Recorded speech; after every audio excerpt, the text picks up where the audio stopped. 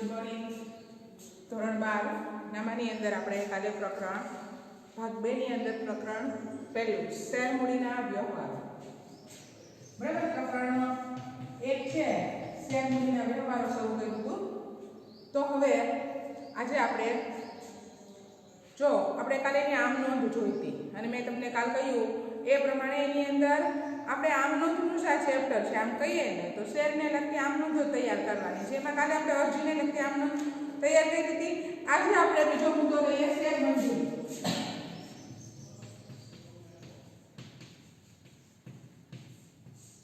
Share મંજૂરી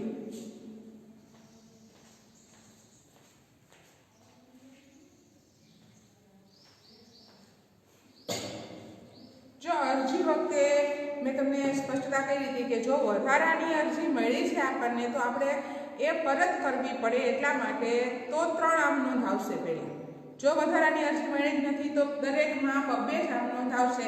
એક મંગાવવાની અને બીજી એ રકમ શેર મૂડી ખાતે લઈ જવાની. તે આપણે અરજીની જોઈ. એ જ પ્રમાણે હવે મંજૂરી. તો મંજૂરીની રકમ આપણે ક્યાં ખાતે લઈ જવાની હોય તો કે શેર મૂડી ખાતે. અરજીની, મંજૂરીની, હપ્તાની કોઈ પણ રકમ હશે એ આપણે શેર મૂડી ખાતે લઈ જવાની છે. તો એની આમ નોંધ થશે શેર મંજૂરી ખાતે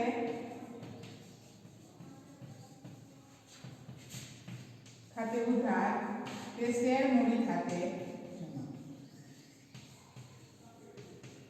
હવે આ રકમ મંગાવવામાં આવે એટલે મેં તમને કહ્યું છે કે હંમેશા બેંક ખાતે ઉધાર. કઈ રકમ મંગાવી છે આપણે?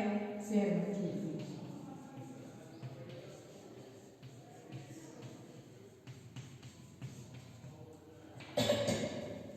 જો અહીંયા આપણે શેર મંજૂરીની રકમ શેર અરજીની એ જ વખતે જ આમ નોંધ હતી. ત્યાં આપણે બેંકની આમ નોંધ પહેલા લીધી હતી. અહીંયા તમે બેંકની આમ નોંધ લેવી હોય તો પહેલા લઈ શકો છો. પહેલા બેંક લઈ લો અને પછી તમે મંજૂરીની રકમ મૂડી ખાતે લઈ જાઓ. આમ નોંધ એ જ આવશે. અહીંયા શેર અરજી હતી એને બદલે હવે શેર મંજૂરી થઈ ગઈ. આમ નોંધ સેમ ટુ સેમ છે. જુઓ હવે આ જ રીતે તમે પ્રથમ હપ્તો, બીજો હપ્તો, ત્રીજો હપ્તો ગમે એટલો 3 હપ્તા સુધી રકમ મંગાવી શકાય તમારે. બરાબર. પ્રથમ અને આખરી હપ્તો પણ હોઈ શકે, પ્રથમ, દ્વિતીય અને તૃતીય હપ્તો પણ હોઈ શકે. વધુમાં વધુ 3 હપ્તા દ્વારા તમે રકમ મંગાવી શકો છો. ત્યારે તમારે આમ નોંધ આ જ રહેશે. અહીંયા શું ફેર પડી જશે? શેર મંજૂરીની જગ્યાએ પ્રથમ હપ્તા ખાતે ઉધાર અને આપણે ત્યાર પછી જો બીજો હપ્તો હોય તો બીજા હપ્તા ખાતે ઉધાર, આખરી હપ્તો શબ્દ વાપર્યો હોય તો આખરી હપ્તા ખાતે ઉધાર. આ તમારી આમ નોંધ થઈ ગઈ. હવે જો ખાસ તમારે આ બધી આમ નોંધ આપણને યાદ રહેશે તો જ આપણે દાખલો છે એ સરસ રીતે ગણી શકીએ છીએ. તો સરસ અક્ષરે આમ નોંધ લખી અને બધાએ તૈયાર કરવાની છે. બહુ ઈઝી છે. એટલું બધું કાંઈ છે નહીં હાર્ડ એન્ડ ફાસ્ટ. બરાબર. તમે રકમ મંગાવો છો એટલે બેંક થ્રુ જ આવવાની છે. એટલે બેંક ખાતે ઉધાર જે રકમ મંગાવી છે, પછી અરજી હોય, મંજૂરી હોય, પ્રથમ હપ્તો હોય, આખરી હપ્તો હોય, એ ખાતે જમા. એ રકમ હવે ક્યાં ખાતે લઈ જવાની છે તો કે શેર મૂડી ખાતે લઈ જવાની છે. તો શેર મૂડી ખાતે લઈ જવા માટે જે રકમ છે આપણે અરજીની, મંજૂરીની, હપ્તાની એ ખાતે ઉધાર કે શેર મૂડી ખાતે જમા. તો આ થઈ ગઈ આપણી આમ નોંધ. પછી જો વિદ્યાર્થીઓ તમને ઉદાહરણ નંબર 1 આપ્યું છે. ઉદાહરણ નંબર 1 ની અંદર તમારે બેઝિક જે મેં તમને આમ નોંધ શીખવી ને એ આમ નોંધનું જ આપણને જે પ્રેક્ટિસ થાય ને એવું નાનું એવું ઉદાહરણ આપેલું છે. આપણે જો અહીંયા કીધું છે આપણને કે સેલ્ઝા કંપની લિમિટેડ ₹10 એવા 2,40,000 ઇક્વિટી શેર બહાર પાડ્યા, જેના પર રકમ નીચે મુજબ મંગાવવામાં આવી હતી. અરજી વખતે 3, મંજૂરી વખતે 3, પ્રથમ હપ્તા વખતે શેર દીઠ ₹2 અને છેલ્લા હપ્તા વખતે શેર દીઠ ₹2. જો મંજૂરી વખતે તથા હપ્તા વખતે મંગાવવામાં આવેલી રકમો સમયસર પૂરેપૂરી મળી ગઈ હતી. બધા જ શેરની અરજી મળી હતી. કંપનીના ચોપડે ઉપરના વ્યવહારોની આમ નોંધ પસાર કરો. અહીંયા તમને બધા ખાતા પણ તૈયાર કરવાનું કીધું છે. તો ખાતા તૈયાર કરવા એટલે આપણે જો પ્રકરણ 11મા ધોરણમાં યાદ હોય તો પ્રકરણ હતું આપણું 9મું ખાતા વહીને ખતમની. એ યાદ હોય તો એની અંદર આપણે ખાતા તૈયાર કર્યા હતા આમ નોંધ ઉપરથી. બસ એ જ વસ્તુ અહીંયા તૈયાર કરવાની છે. બીજું કાંઈ નવું છે નહીં.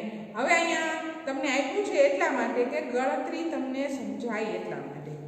તો અહીંયા આપણે 10 10 નો 1 એવા 2,40,000 ઇક્વિટી શેર. કેટલા? 2,40,000. કિંમત કેટલી એની? 10 રૂપિયા. જેના પર રકમ નીચે મુજબ મંગાવવામાં આવી હતી. જો ચારે રકમનો સરવાળો કરીએ તો 3 3 2 2 એટલે કેટલા? 3 ને 3 6 2 8 ને 2 10 રૂપિયા થઈ ગયા કમ્પ્લીટ. આ ગણતરી કરી લેવાની કે પૂરેપૂરી રકમ થઈ જાય છે. મેં તમને કાલે સમજાવ્યું ત્યારે કહ્યું હતું કે પૂરેપૂરી રકમ કંપની ક્યારેય એક સાથે મંગાવતી હોતી નથી, એના ભાગલા પાડી દેતી હોય છે. અહીંયા 4 ભાગ પાડ્યા છે, ક્રમશઃ એને મંગાવ્યા છે. અરજી વખતે કેટલા મંગાવ્યા છે? 3. તો આની સાથે ગુણાકાર કરવાના. કેટલા શેર છે? 2,40,000 શેર છે ગુણ્યા 3. એટલે તમે જોઈ શકો છો તમારી આમનોંધમાં પહેલી રકમ કેટલી આવશે? 7,20,000. ત્યાર પછી મંજૂરી વખતે 3 રૂપિયા મંગાવ્યા છે તો ત્યારે રકમ કેટલી આવશે? 7,20,000. જુઓ અહીંયા વધારાની કોઈ અરજી આપણને મળી નથી એટલે આપણે પહેલી 2 જ આમનોંધ આવશે. તમારે વધારાની પહેલી અરજી વખતે જે આપણે 3 આમનોંધ શીખ્યા તેવી કોઈ આમનોંધ આવવાની નથી, કારણ કે 2,40,000 બહાર પડ્યા હતા ને એટલી જ અરજી મળે છે. ત્યાર પછી આપણને પ્રથમ હપ્તા વખતે 2 રૂપિયા મંગાવીએ છીએ તો 2,40,000 ગુણ્યા 2 એટલે 4,80,000. તો આ પહેલું ઉદાહરણ છે, એકદમ બેસિક છે તમારું કે તમે એને સરળતાથી સમજી શકો. એના ઉપરથી ખાતા તૈયાર કર્યા છે. જુઓ તો ખાતા એટલે આપણે ખાતા વહી અને ખતવણીમાં જે વસ્તુ શીખ્યા છીએ એ જ. મુખ્ય કેટલા ખાતા બનાવવાના થશે? તો કે એક અરજીનું ખાતું, બરાબર, પછી એક શેર મૂડીનું ખાતું, એક મંજૂરીનું ખાતું, એક પ્રથમ હપ્તાનું ખાતું અને એક છેલ્લા હપ્તાનું ખાતું. આપણને એટલા જ ખાતા બનાવવાના કીધા છે, આપણને બેંક ખાતું બનાવવાનું કીધું નથી. આપણે એટલે તૈયાર કરશું નહીં. તો એની અંદર તમારે આમનોંધની ખતમણી જ કરી દેવાની છે. એટલે આ ખાતા બનાવો. પરીક્ષામાં પૂછાતું નથી. પરીક્ષામાં ક્યારેક એવું બને કે તમને થોડીક આમનોંધ પૂછે ને 1-2 ખાતા બનાવવાનું કહે તો એ ખાતા બનાવવા બહુ સરળ છે. તમારે આમનોંધ ઉપરથી આપણે ખતમણી કરીએ છીએ, ઉધારવું અને જમા કરવું. હવે જો બીજું ઉદાહરણ છે ને એ ખાસ તમે સમજી લો. આપણે શેર મૂડીનું વર્ગીકરણને લખવું એ ઉદાહરણ છે તમારું. ઉદાહરણ નંબર 2 છે શેર મૂડીનું વર્ગીકરણ. આપણે થિયરીમાંથી કોર્સમાં કટ થઈ ગયું છે પણ અહીંયા આપણે હું તમને શીખવું છું, બરાબર, કે ભાઈ શેર મૂડીનું વર્ગીકરણ છે ક્રમશઃ તમારે કઈ રીતે. તો અહીંયા એક નાનું એવું એક્ઝામ્પલ આપ્યું છે કે ભાઈ કંપનીની સત્તાવાર થાપણ. પહેલો મુદ્દો શું હોય? સત્તાવાર થાપણ. સત્તાવાર થાપણ શું છે? તો કે કંપની નક્કી કરે કે કંપનીએ પોતાની કેટલી થાપણ રાખવી છે, કે આખી જે આજીવન એની કંપની રહેશે, બરાબર, કે જ્યાં સુધી કોઈ એવા સંજોગો ઉત્પન્ન નહીં થાય કે એને વિસર્જન કરવું પડશે કે કાયદેસર રીતે એને બંધ કરાવવી પડશે, ત્યાં સુધી કંપનીની મૂડી કેટલી રહેશે એને સત્તાવાર થાપણ કહેવાય. તો અહીંયા આપણને સત્તાવાર થાપણ કેટલી કીધી છે? તો કે 25 લાખ ઇક્વિટી શેર બહાર પાડ્યા છે અને એક તેની કિંમત કેટલી છે? 10 રૂપિયાનો શેર છે. એટલે અહીંયા આપણે સત્તાવાર થાપણ કેટલી થાય? 25 લાખ ગુણ્યા 10, બરાબર. તો અહીંયા 2 કરોડ ને 50 લાખ એની સત્તાવાર થાપણ થઈ.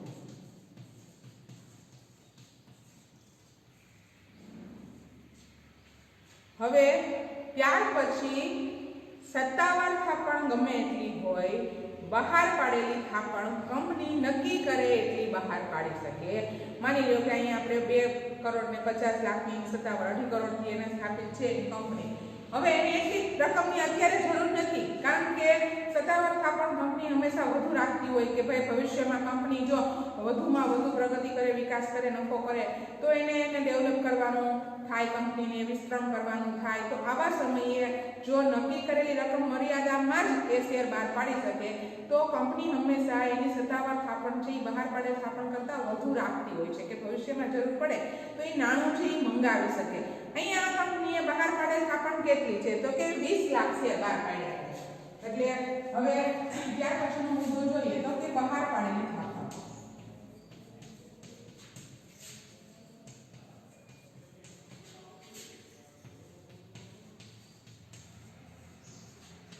કિંમત કેટલી એની?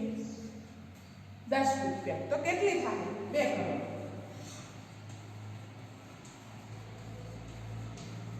બહાર પાડેલી થાપણ કેટલી? હવે બહાર તો 2 કરોડની થાપણ પાડી છે અને 20 લાખ બહાર પાડ્યા છે, પણ ભરાય છે કેટલા ખરેખર? તો અહીંયા ભરણું કેટલું થયું એનું? ક્યાં કેટલું મુદ્દો આવે? ભરાયેલી થાપણ, ભરાયેલી મૂડી 19 લાખ શેર ભરાય છે. 19 લાખ શેર માટે અરજીઓ આવે છે, બરાબર. ભરાયેલી આપણે થાપણ કે મૂડી કે જે તમે કાંઈ કહો, તો એ કેટલું છે? 12 આપણે 20 લાખ શેર બહાર પાડ્યા હતા, પણ એમાંથી ભરણું કેટલાનું થયું? તો કે 19 લાખ શેર. એટલે એની મૂડી ગણીએ તો કેટલી થાય? 1 કરોડ ને 90 લાખ રૂપિયા થાય.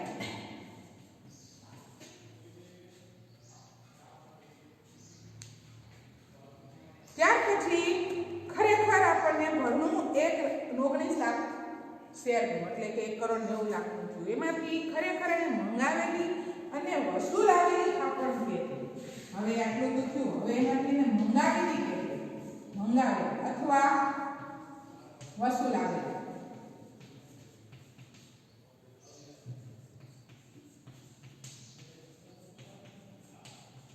જો 19 લાખ શેરનું ભરણું થયું.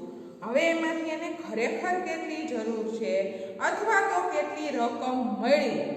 તો 10 રૂપિયાની કિંમતનો શેર હતો, એને પૂરેપૂરા 10 રૂપિયા જોતા નથી અત્યારે કંપનીને. 10 રૂપિયામાંથી 19 લાખ શેરના 8 રૂપિયા જ મંગાવે છે. કેટલા? 8 રૂપિયા જ મંગાવે છે અને 10 રૂપિયા પૂરેપૂરા જોતા નથી, કંપનીને જરૂરિયાત નથી. 8 રૂપિયા મંગાવે છે, 2 રૂપિયા ભવિષ્યમાં ગમે ત્યારે એ મંગાવી શકે. તો એની કિંમત કેટલી થાય છે? અહીંયા 1 કરોડ ને 52 લાખ રૂપિયા. તો જુઓ વિદ્યાર્થીઓ, અહીંયા આપણે આ શેર મૂડીનું વર્ગીકરણ એટલા માટે મેં તમને સમજાવ્યું કે આપણને બેઝિક જનરલ નોલેજ માટે અને આપણી માહિતી માટે એસા કોમર્સના સ્ટુડન્ટ માટે પણ આપણી પાસે આ માહિતી હોવી જોઈએ. કારણ કે અત્યારે મોસ્ટ ઓફ બધી જ વસ્તુઓ છે એ કંપની લેવલ ઉપર અને શેર માર્કેટ ઉપર ઘણા મોટા મોટા બિઝનેસો થતા હોય છે. નાનો વ્યક્તિ પણ શેર માર્કેટનું કરીને રળતો હોય છે. તો આવા સમયે આપણને અમુક બેઝિક માહિતી કંપની વિશેની હોવી જોઈએ. કંપની પોતાની સત્તાવાર થાપણ નક્કી કરે છે, ત્યાર પછી એમાંથી એને જરૂરિયાત છે એટલી થાપણ બહાર પાડે છે. બહાર પાડી પરંતુ ભરાય છે કેટલી? બરાબર. જો એને 20 લાખ શેર બહાર પાડ્યા, પણ 20 લાખ પૂરેપૂરા શેર ભરાતા નથી. 19 લાખ શેરનું ભરણું થયું, ઇનફ છે. કારણ કે કંપની જેટલી શેર બહાર પાડે એનું 90% ભરણું ભરાઈ જાય ને એટલે કંપની જે શરૂઆત કરી શકે.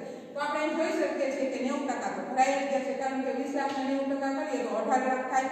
તો 18 લાખની બદલે અહીંયા 19 લાખ ભરણું થઈ ગયું છે. એટલે કંપની શરૂઆત તો કરી જ શકશે. કંપનીએ શરૂઆત કરી દીધી, ભરણું એને જેટલું જોઈએ એની કરતાં વધુ મળી ગયું છે. હવે વાત ક્યાં આવી? તો કે 10 રૂપિયાનું શેર છે, એને ખરેખર 10 રૂપિયાની અત્યારે જરૂર છે. શરૂઆતમાં માની લો આપણે ઓછા મૂડીની જરૂર છે, કારણ કે આપણે હજી વિકાસ કરવાનો બાકી છે, પછી જરૂર પડે છે. તો એ અત્યારે 10 રૂપિયાની પણ કેટલા મંગાવે છે? 8. તો એ કઈ મૂડી થઈ? તો કે મંગાવેલ અથવા વસૂલાવેલ મૂડી. વધારાના 2 રૂપિયા છે એના મૂડી તરીકે રાખી મૂકે છે કે ભવિષ્યમાં જ્યારે પણ જરૂર પડશે ત્યારે એને આપણે મંગાવી શકીએ છીએ. તો જુઓ વિદ્યાર્થીઓ, અત્યારે આપણે આ 2 બાબતનો અભ્યાસ કર્યો કે આમ નોંધ આપણે કરી એની કે બેસિકલી 6 આમ નોંધ થશે, બરાબર. 8 થાય જો 2 હપ્તા હોય તો, અને 3 હપ્તા હોય તો એની 10 આમ નોંધ થાય. પણ મૂળ આમ નોંધ એ જ થશે એની આપણે મંગાવીએ કે બેંક ખાતે ઉધાર, શેર અરજી ખાતે જમા, એ અરજીની રકમ મૂડી ખાતે લઈ જઈએ એટલે કે શેર મૂડી ખાતે લઈ જઈએ એટલે શેર અરજી ખાતે ઉધાર કે શેર મૂડી ખાતે જમા.